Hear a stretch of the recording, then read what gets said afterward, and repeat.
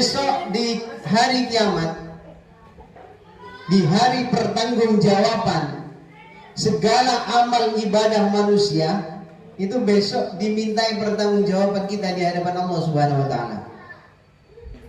Nah, pada saat itu kita yang banyak dosa, kita yang selalu berbuat salah, kita yang selalu berbuat dosa, ini akan dimintai pertanggungjawaban di hadapan Allah Subhanahu wa taala di penghakimannya Allah yang Maha Besar. Ada penuntut umum, ada saksi, ada bukti, ada pembela. Ada pembela. Siapa pembelanya besok? Nabi Muhammad sallallahu alaihi wasallam. Siapa saksinya? Malaikat Raqib dan Atid sebagai pencatat amal buruk dan amal baik kita. Saksinya apa? Tangan dan tubuh kita. Ini adalah menjadi saksi besok di hadapan Allah Subhanahu wa taala. Kita tidak bisa mengelak atas perbuatan dosa yang kita lakukan selama hidup. Kita hanya butuh pembelaan dari Nabi kita Muhammad sallallahu alaihi wasallam. Ketika besok dipanggil oleh malaikat yang akan menyeret kita ke dalam api neraka, maka pertolongan Nabi Muhammad besok akan datang. Kecuali 3 orang. Dengarkan. Kecuali 3 orang ini tidak akan bisa mendapatkan pertolongan Nabi Muhammad SAW. Yang pertama siapa? Tarikus sholah.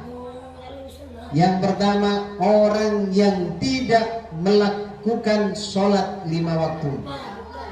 Terus no sehingga sembahyang itu. Terus no sehingga ora sholat. Silahkan kalian tidak sholat. Besok kalian tidak akan mendapatkan pertolongan Nabi Muhammad sallallahu alaihi wasallam. Kamu besok dibawa oleh malaikat, digeret, diseret nang neraka. Kamu celok-celok Nabi Muhammad, ya Muhammad, ya Muhammad, ya Muhammad. Nabi Muhammad bingung besok. Sibuk Nabi Muhammad dengan menolong, membela umatnya. Umatku nyeluk golai. Malaikat nyetop, stop Muhammad, stop Nabi Muhammad. Ini kamu tidak berhak untuk memberikan syafaat. Kenapa malaikat? Karena dia tidak mau sholat 5 waktu. Maka Nabi Muhammad angkat tangan. Tidak bisa menolong, tidak bisa memberi syafaat. Yang kedua, orang yang tidak akan mendapatkan pertolongan dari Nabi Muhammad SAW adalah orang yang durhaka kepada orang tuanya. Seorang anak yang durhaka kepada orang tua, itulah nantinya yang tidak akan mendapatkan syafaat Rasulullah Muhammad SAW. Terus no sing wani nang bapake nang ibune. Terus no sing sering menyakiti ayah dan ibumu. Orang tua kita di dunia ini ada 3. Yang pertama, ayah dan ibu yang melahirkan dan membesarkan kita, yang harus kalian hormati, yang harus kalian muliakan. Jangan sampai kalian durhaka kepada beliau. Yang kedua, orang tua kita adalah mertua kita. Yang ketiga, orang tua kita adalah guru kita, kiai kita, ustadz kita, masyayikh kita. Itu adalah orang tua kita. Jangan sampai kau durhaka kepada mereka. Kalau kau ingin mendapatkan syafaat baginda Rasul Muhammad sallallahu alaihi wasallam, sing manut sing nurut nang wong tuwa, baik itu orang yang melahirkan dan membesarkanmu, ataupun itu mertuamu kelak, atau itu guru kamu. Kalau kamu ingin uripe selamat dunia akhirat. Paham? Satu yang saya sampaikan, sholat. Kalau kalian sholat, insya Allah seberapapun dosa kita, sebesar apapun dosa kita, maka insya Allah akan dapat syafaat Nabi Muhammad SAW. Yang kedua, jangan sampai durhaka kepada orang tua. Yang ketiga, yang ketiga, jangan sampai engkau mengambil hak orang lain. Ojo sampai nyolong barangi koncone, ojo jupuk barangi tonggone, jangan sampai mencuri timbangan. Ngerti mencuri timbangan? Ya, kalau umpama dia jualan, maka yang di tempatnya barang dikasih berat, dikasih magnet, atau dikasih besi, atau dikasih apa, sehingga 1 kilo tidak sampai 1 kilo. Kalau membeli barang, maka yang di bebannya yang dikasih barang, sehingga ukuran 1 kilo lebih dari 1 kilo, jenenge mencuri timbangan.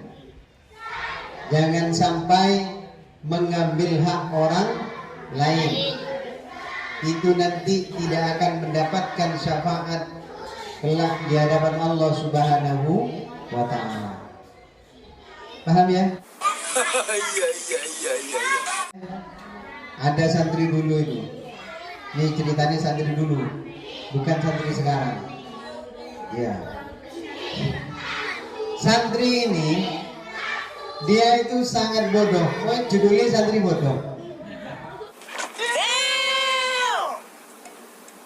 Wes goblok bodoh nih. Akhirnya dia bertahun-tahun ngaji orang iso-iso, hanya izin pulang karena ayahnya meninggal. Bapaknya mati, akhirnya setelah dikubur, setelah tidak ada yang mau mengirim, tidak ada yang mau ngirim ke pondok, yang ibunya dia sendirian, kerja sendirian, dimakan saja tidak cukup, apalagi buat ngirim ke pondok. Akhirnya si santri ini pulang, izin sama kiainya. Kiai, saya mau izin pamit pulang, saya mau boyong. Kenapa mau boyong?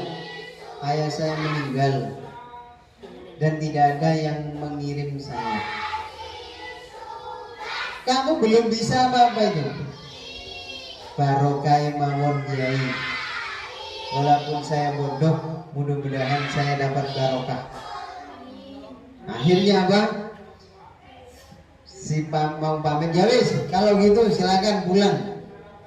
Sebelum saya pulang, saya minta saran dari kiai. Apa yang harus saya lakukan? Kerja opo aku lewis boyong teko pondok. Akhirnya bilang si kiai ini, teruskan pekerjaan ayahmu. Kelakuannya bapakmu, kerjaannya bapakmu, lanjutkan. Pulang, sudah pamit sama kiai, nyuwun doa restu, didoakan oleh kiai, semoga barokah. Udah mulai. Sesampainya di rumah, sowan kepada ibundanya, kemudian tanya sama ibunya, Bu, bapak ini kerja apa? Apa pekerjaan ayahku? Ini si ibu ini berat sekali untuk mau menjawab. Wis ojo takut penggaweane bapakmu. Sudah wis cukup bapakmu ae, kamu ora usah melo-melo. Tidak, Bu, aku diperintah sama kiai disuruh meneruskan pekerjaan ayah, tapi dengan syarat tidak menzalimi orang lain. Nah, kiai ini ngono. Lanjutkan pekerjaan ayahmu, tapi jangan sampai mendolimi orang lain. Akhirnya dipaksa sama anaknya. Enggak, Bu, ini perintah dari guru, perintah dari kiai, harus saya lakukan. Akhirnya bilang ibunya, nah bapakmu maling. Jadi profesinya pencuri. Tapi karena dia taat kepada guru, akhirnya ya iku jam loro bengi budal golingis. Jam loro bengi budal golingis karena niat sam'an wa ta'atan kepada guru. Niat taat nang kiai budal golingis. Sampainya di pintu, di jendela, mau di linggis iku jendela, kata di coget. Eling nang dawuhe kiai sing terakhir, tapi jangan sampai mendolimi orang lain. Iki jendela lek tak coget lak rusak. Akhirnya wes burung, karena termasuk merusak dolim, merusak orang milik orang lain. Dolim burung golek maneh omah, golek omah pati nyukit lawangi eling maneh. Lah dijokit kan rusak. Akhirnya gak jadi. Golek maneh. Akhirnya sudah sampai sekitar jam 3-an. Pada waktu itu ada rumah orang kaya yang di rumah itu pintunya terbuka. Wah, ini umpan kesempatan. Lawangi kan ditutup, uangnya podo dulu. Kan lek dibuka orang rusak. Nah, kan gitu kan, syaratnya tadi jangan sampai merusak hak orang lain. Akhirnya dibuka. Doa lawannya mau biyen, orang kaya lawannya mau saiki. Ngono lho saiki. Lawan biyen iku, lawan biyen kan biasa. Kan ngono ya. Awe mau biyen. Masuk, si santri ini masuk, kemudian dia menemukan, bukan berangkas, kamu berangkas ini, menemukan barang-barang antik di dalam itu. Ketika mau dibawa ini, gak boleh ngerusak punyanya orang lain, tidak boleh mendolimi orang lain. Karena diangkat burung, iling nang dawuhe nyai. Akhirnya apa? Sampai pada waktu itu dia adzan subuh. Allahu Akbar, Allahu Akbar. Kaget ya. Ya jadi dia nawang adat Allahu Akbar, Allahu Akbar. Iya gak krungu sing adzan banter kaya ngono gak krungu. Iya kan? Adzan banter masuk Allahu Akbar, Allahu Akbar. Adane kowe nek Mekah ngono ya sampeyan wis. Bisa ngono.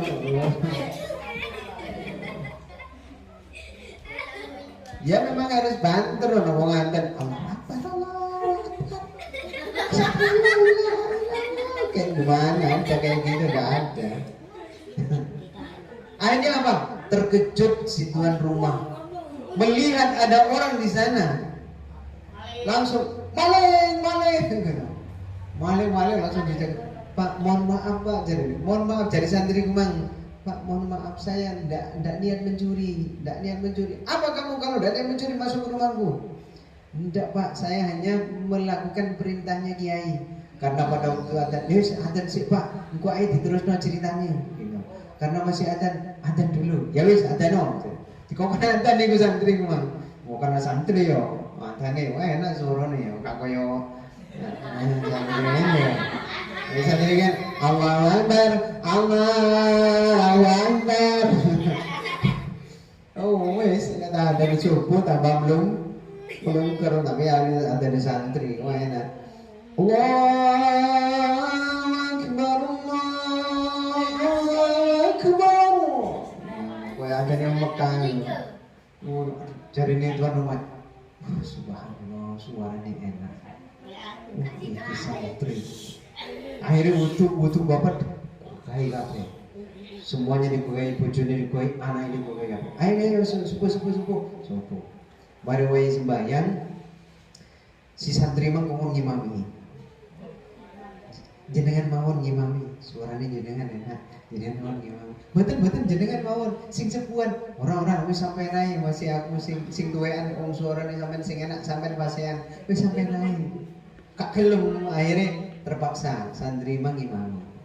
Weh, nah santri yo. Baik, Allahu Akbar. Bismillahirrahmanirrahim. Alhamdulillahi Rabbil Alamin. Ar-Rahmanir-Rahim. Maliki Yawmiddin. Iyyaka na'budu wa iyyaka nasta'in. Cari di sini mau. Subhanallah, dipek mantung dia tak kira suaranya enak. Bacaannya pasti ngono jarene bapaknya. Jarene kowe, waduh iki dadi mantu enak iki besok paling iki enak pinter iki ngono. Akhirnya apa? Setelah selesai, Assalamualaikum warahmatullahi, Assalamualaikum warahmatullahi. Mari wiritan donga. Nak, sampean omae nang ndi? Anu ya kok cerita akhirnya. Karena cerita, gini aja wis. Gimana kalau kamu saya pek mantu? Anaknya wahyu ya. Iki barokahe guru manut nang guru. Akhirnya itu mang oleh mertua sugih, bojone ayu. Paham? Inti yang saya sampaikan adalah satu, taatlah kepada orang tua. Yang kedua, orang tua yang pertama siapa? Ayah dan ibu yang melahirkan dan membesarkan kita. Orang tua yang kedua, mertua kita. Orang tua yang ketiga, guru kita. Maka jangan sampai kalian durhaka kepada orang tua kita yang tiga itu. Insya Allah kita akan dapatkan syafaat Rasulullah Muhammad SAW. Kalau ingin dapat syafaat, satu, jaga sholat, jangan sampai meninggalkan sholat. Yang kedua, menghormati, jangan sampai mendurhakai orang tua. Yang ketiga, jangan menzalimi orang lain, mengambil hak orang lain. Kalau ingin dapat syafaat Rasulullah Muhammad SAW. Paham?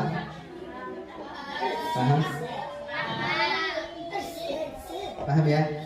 Ada yang